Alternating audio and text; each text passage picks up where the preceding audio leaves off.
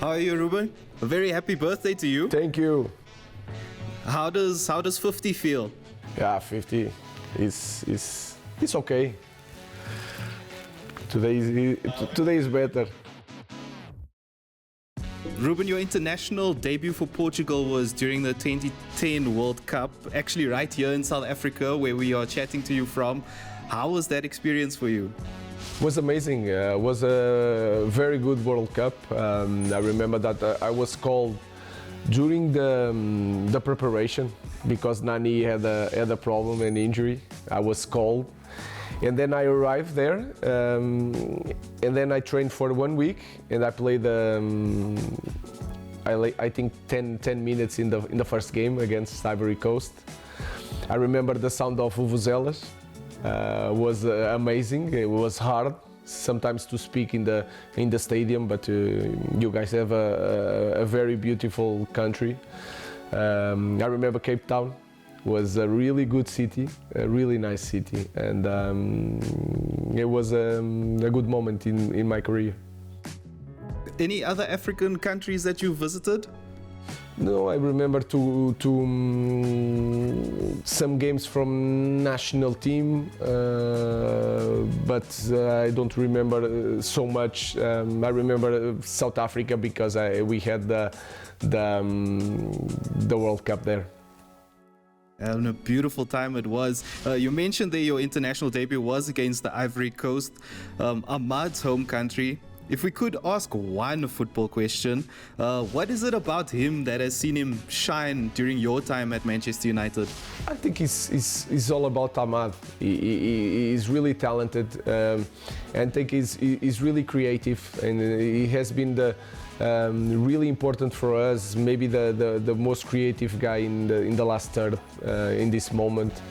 But I think the good moment with him start with Ruud van Nistelrooy also. So he is doing an amazing job. I think he sometimes when you have these moments in your career like Ahmed had, he went to Sunderland, and then he was in Scotland also, and he suffered a little bit in Scotland. So when you have these moments in your career, sometimes help you to get that moment when you have the opportunity, and I think he deserves everything he's living. Yeah, it's very exciting times seeing him play. From what we read also about you, you studied psychomotor education.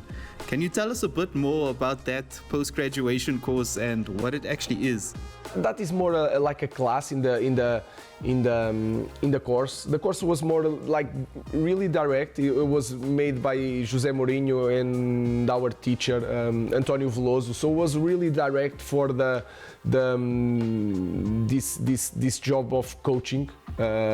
So it was a lot of theoretical classes, but a lot of practical classes. How to learn to speak to the players during a training. These things sometimes you cannot teach in the classroom. They combine everything. And psychomotor is like everything connected, the way the body moves and and your head, how your brain receives the information, the connection that he has in every aspect of your movement, and for you to understand as a coach the player in every detail of what is to play football. So it was more like a class in a course that is really big in his approach. Yeah, that course, as you mentioned, was with Jose Mourinho. It would seem that you do have a similar style from a player-coach relationship perspective.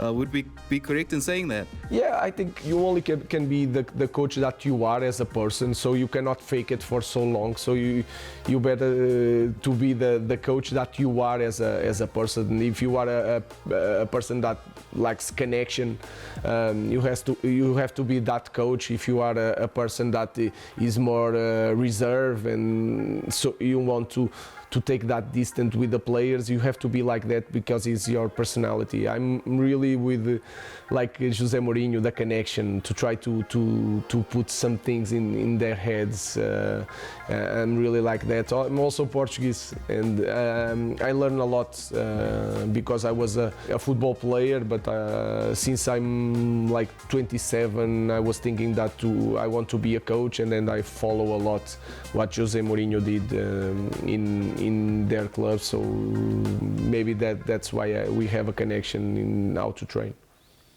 Yeah, I actually wanted to ask you at what point in your career you started to think about becoming a coach, but once you made that decision, you do have this distinct style of play that we've heard you commit to. What was it that influenced that style of play? Was it a particular manager or a game that you played? Was so much simple than that, and then when I start coaching, I start with for example a 4-4-2, because I play in 4-4-2 for so long, and I play in a lot of systems, so I remember everything.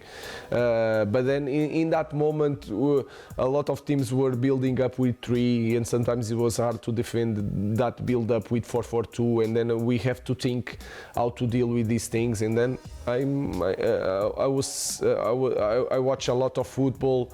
I like Italian football, so the 3 center defenders were always there. And then I make a connection. The need for that moment, my passion, what kind of game I want to play. And then if you see a big influential was also the Barcelona from Cruyff. Sometimes they play with 3 defenders, not with 3 center defenders, but with 3 defenders. And Guardiola sometimes go inside, playing as a 4th defender or another player. So it was from that the need, the influence of Barcelona, and the influence of Italian football also.